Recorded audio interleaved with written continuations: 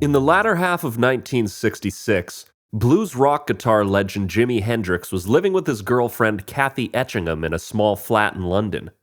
The two had met months earlier in a London nightclub known as the Scotch of St. James, after being introduced by a mutual acquaintance when Hendrix was still pretty new to England. Not long after they started dating, they quickly fell deeply in love with each other, and Jimi moved into Kathy's apartment. But of course, by the law of duality, the positives that burning passion brings to a relationship inevitably comes paired with some negatives, and as a result, the heat of their love was only equaled by the intensity of their fights.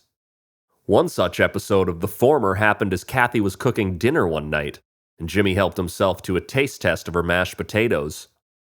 He comes along and tastes them with a fork and says they're all lumpy, Kathy would recall in a 2013 interview with the BBC.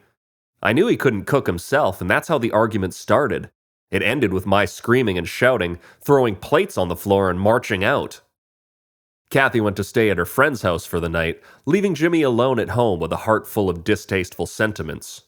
But, as an artist, this led way to creation, and a song was written that night that would become a touchstone in 1960s culture. That song was The Wind Cries Mary, and in it, through veiled imagery, Jimi details that night, post Kathy marching out, ending each stanza with the poetic illustration of the wind crying his lost lover's name. Well, in this case, her middle name, Mary, by which Jimi tended to call Kathy to get a rise out of her.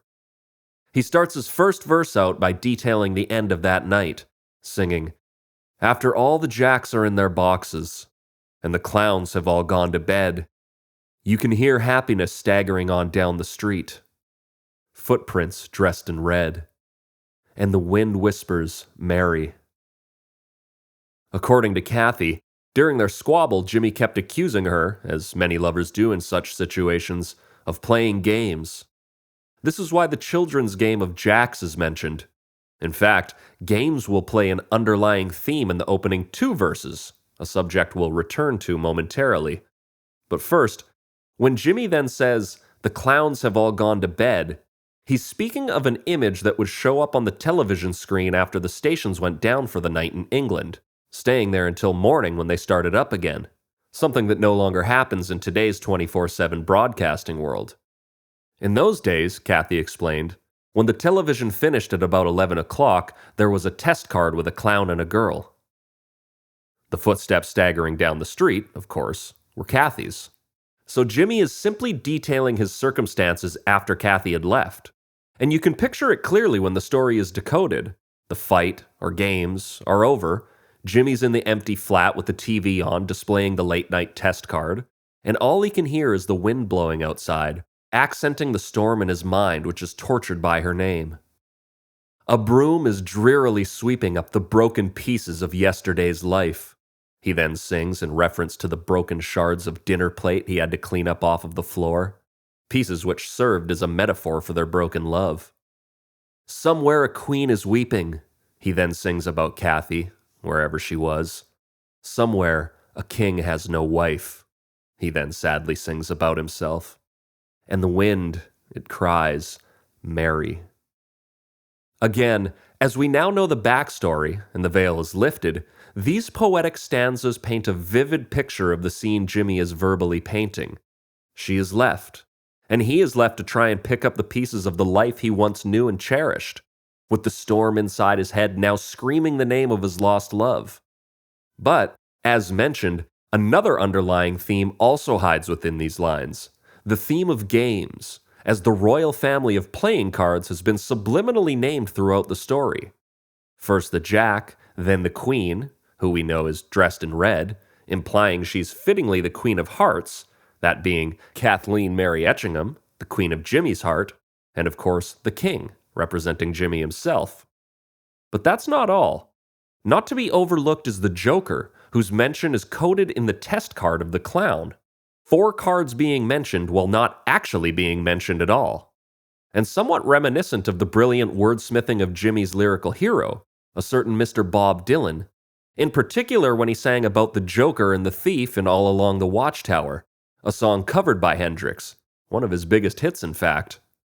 Moreover, A double entendre is actually at work within these lines about the jacks being in their boxes and the clowns having gone to bed, as another children's game, or rather a toy, called a Jack in the Box, is a box with a handle on its side that children crank until a clown, or joker, flies out of the top, making these seemingly simple lines more intricate than thought at first blush.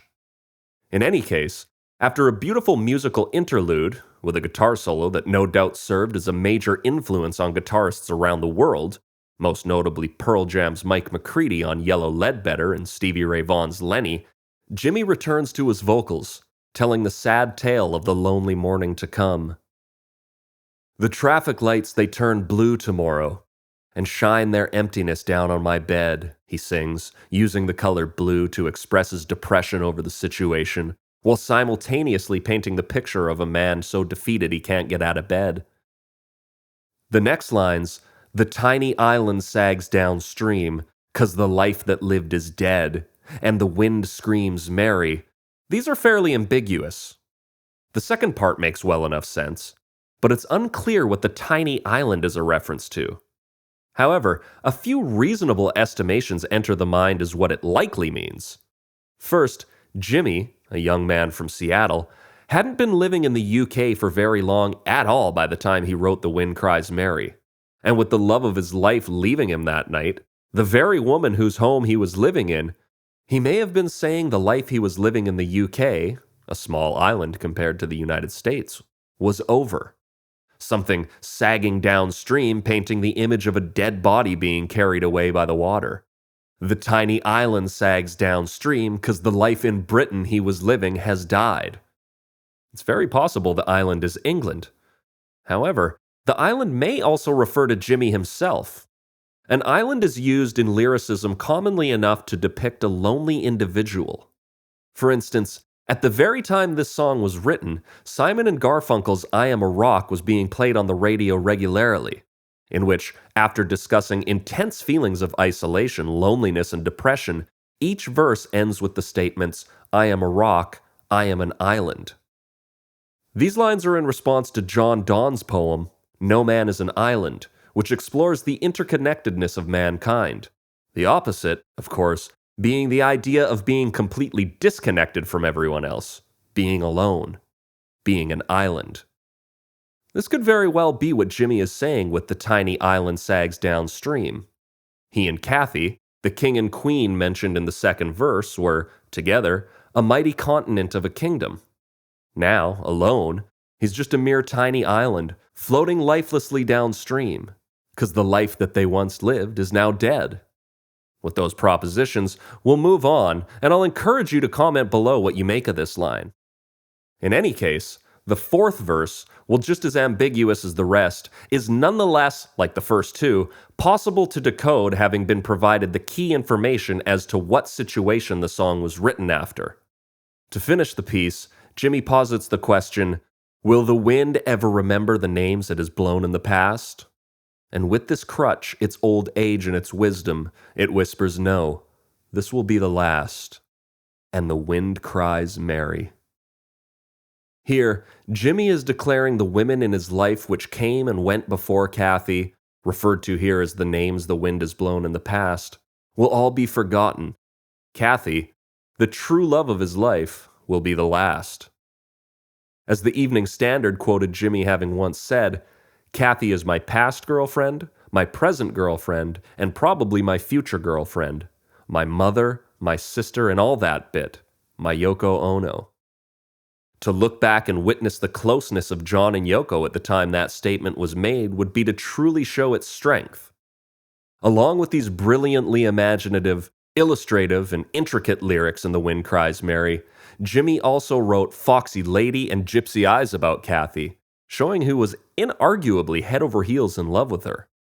And though she left him that night, she'd return the next day and the two would stay together for years. And had he not passed away so tragically young not long after their breakup, who knows, maybe one day she would have returned to him once more. Thanks for watching. Now before you go, first enjoy these bonus 5 additional facts about Jimi Hendrix's The Wind Cries Mary. 1. Well, it's a fact Jimi wrote the Wind Cries Mary about Kathleen Mary Etchingham after their now historically documented row. The musical concept was already in the works in early 1966, before he even went to London. In fact, a few lines from the lyrics are pulled from an early poem Jimi had written about another Mary he'd dated, Mary Washington, and then bent to fit the narrative the song eventually expressed about Kathy, whose middle name just happened to be Mary. 2. At the end of the recording session for the song Fire on the Hey Joe single, producer Chandler, who was also the bassist for the band The Animals, suggested they use the little time they had left in the lab that night to record the Wind Cries Mary. Jimi's band, however, hadn't ever heard the song and had to learn it on the spot. The entire piece as we know it today was taught, learned, played, recorded, and overdubbed within 20 minutes. 3. Recorded in February of 1967, The Wind Cries Mary was released in the UK in May as the third single from the hit album Are You Experienced, but not in the US. Across the pond, it was released as a B-side on the Purple Haze single in June. 4. Because Jimi never revealed the inspiration behind the cryptic lyrics of The Wind Cries Mary, it was assumed by many, and still is today, that the name Mary, and therefore the song itself, is a reference to marijuana, which is famously often referred to as Mary or Mary Jane. 5. The Wind Cries Mary was named within Rolling Stone's top 500 songs of all time in 2004, coming in at number 379. Thanks for watching. Please leave your thoughts in the comments section as to what you think of The Wind Cries Mary, what you think the lyrics mean, and what they mean to you. Hit those like and subscribe buttons to support the channel, and don't forget to share this with those who would like to see it. There's plenty more videos on the channel for you to check out right now, and plenty more on the way. So, we'll see you next time.